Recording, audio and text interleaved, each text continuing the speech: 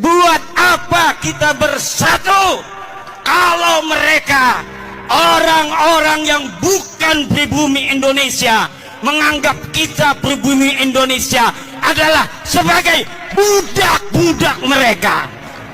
Kok ya masih ada orang yang teriak-teriak pribumi diperbudak? Apa sih pribumi itu? Terus apa ada? Silahkan angkat tangan siapa yang merasa jadi pribumi yang menjadi budak di sini. Ayo, memang ada. Lalu kemudian ada itu juga propaganda ulama Nusantara melawan.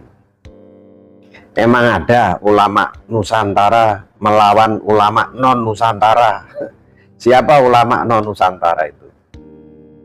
Oke, mari kita bedah sejarah istilah Nusantara dan istilah pribumi. Saya tidak usah jauh-jauh ke zaman Singosari biar agak singkat. Saya awali di zaman Mojopahit aja. Dulu zaman Gajah Mada diangkat menjadi Perdana Menteri itu, menjadi Mahapatih di Mojopahit itu. Waktu itu wilayah Mojopahit itu kan masih di Jawa. Pada waktu itu Gajah Mada bersumpah yang dikenal dengan Sumpah Amukti-Palapa. Di antara kalimat sumpahnya itu kan apa itu? Lamun Nusantara kalah, ingsun Amukti-Palapa. Jadi artinya apabila nanti Nusantara sudah kalah, maka saya akan berhenti puasa.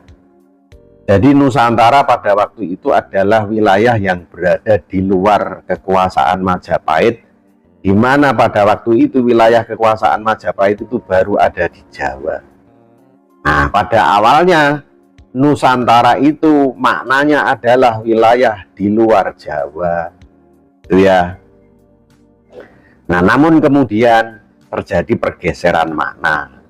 Pada zaman pergerakan kemerdekaan Indonesia, ya Nusantara itu dianggap sebagai seluruh wilayah Indonesia. Nah, sejarahnya kan begitu.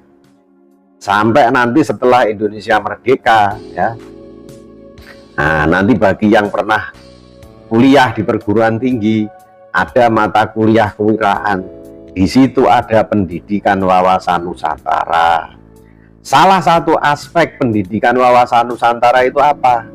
Yakni aspek politik, di mana seluruh warga negara Indonesia tidak memandang dia mau etnis apapun, ya. Mau etnis Jawa, Sunda, Dayak, atau mana saja, termasuk etnis keturunan Cina, keturunan India, keturunan Arab, mau keturunan Eropa, mau keturunan Kutub Utara, ya, sepanjang mereka itu warga negara Indonesia, maka mereka disebut orang Nusantara, mempunyai kedudukan hak hukum yang sama, gitu loh. Jadi kalau sekarang ada yang mau membenturkan ulama Nusantara melawan, lah apa ada ulama non Nusantara yang mau dilawan? Kalau yang mau dilawan sesama ulama Indonesia, kan berarti yang bikin slogan begitu mau mengadu domba, kan begitu. Oke, sekarang istilah pribumi. Nah, istilah pribumi itu terjemahan di zaman Belanda. Jadi pada zaman Belanda, salah satunya peraturan di zaman Belanda yang menggolongkan penduduk itu ada yang namanya Indische Stadsregeling itu.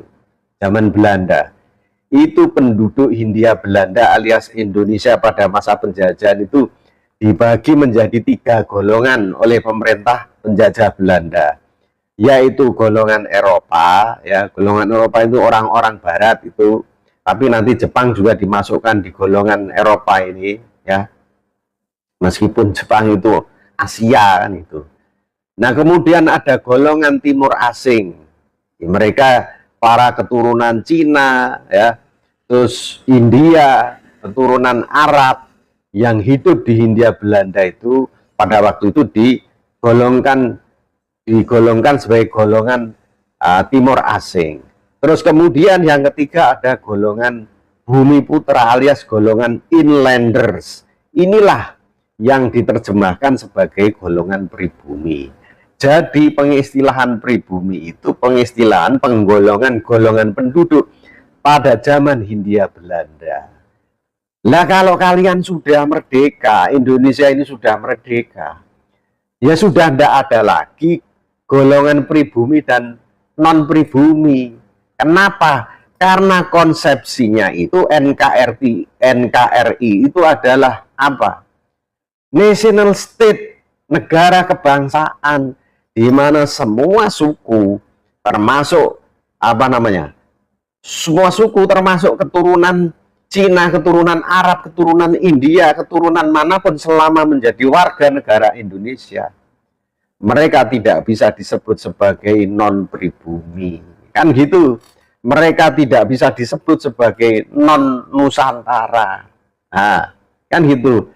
Lalu zaman segini, zaman Indonesia merdeka kok masih menggunakan istilah pribumi dilawankan dengan non pribumi. Kan ini juga pecah belah. Makanya di dalam rezim reformasi dulu, Presiden Habibie tahun 98 kan pernah mengeluarkan itu instruksi presiden. Larangan terhadap penggunaan istilah pribumi dan non pribumi dalam peraturan perundang-undangan dan setiap kebijakan pemerintahan dari pusat sampai daerah, kan gitu. Jadi sudah dilarang itu penggunaan istilah pribumi non pribumi itu, karena itu istilah pecah belah ya. Nah, kalau kalian belajar tentang ilmu sejarah itu, termasuk sejarah antropologi, ya sebenarnya di dalam Nusantara ya, di Kepulauan Nusantara ini pun tidak ada yang disebut pribumi. Semuanya itu para pendatang, keturunan para pendatang. Jadi tidak ada pribumi, gitu loh. Apalagi setelah Indonesia merdeka, sudah nggak ada istilah itu. Makanya orang-orang yang menggunakan istilah itu membentur-benturkan golongan ya, menciptakan luka lama ya. Pada zaman penjajahan itu sudah digolong-golongkan begitu, ya maklum itu zaman penjajahan. Nah sekarang zaman Indonesia merdeka, kalau masih dipergunakan istilah Nusantara lawan non-Nusantara, pribumi lawan non-pribumi, yaitu pemecah belah, sudah jelas gitu loh.